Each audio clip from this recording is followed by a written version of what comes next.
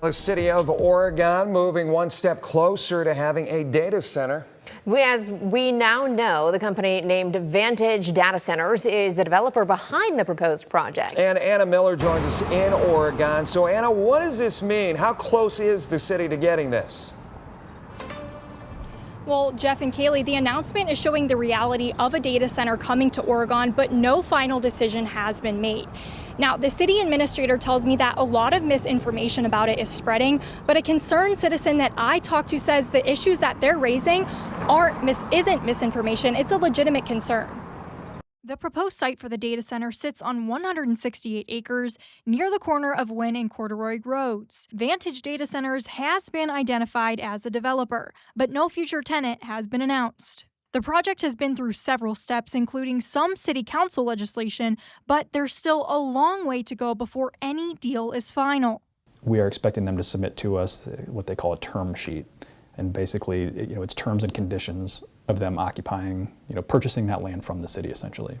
And the city would have a list of demands from them. They would have a list of requirements from the city, and we would negotiate those out. Those negotiations would eventually lead to an economic development agreement. Until then, Walter says his priority is making sure everyone has the right information. You can't make a good decision without good information. So I view that as my role to make sure that I'm getting that complete and accurate information out to people. Walter says many of the questions or misconceptions he's hearing focus on things like noise, water use, health concerns, and other potential impacts of a large-scale data center. No matter what side you're on, there are certainly advantages to having data centers and $2 billion of investment in your community. There's certainly upsides to that. And can there be downsides? There can be. And we just need to make sure that we're operating off of current information. But members of United Neighbors of Oregon say their concerns aren't based on misinformation. The group is collecting signatures for a proposed charter amendment they believe would stop the project. This is not misinformation. These are actual reports. Now, maybe not in all cases, depending on the design of the data center.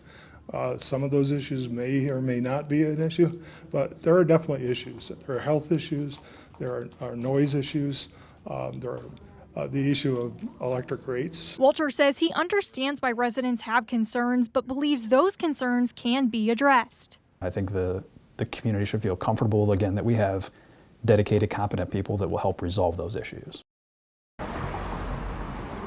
Now, Walters also says that discussions could take the next couple of months, but could be wrapped up by December. Reporting live in Oregon, Anna Miller, WTOL 11.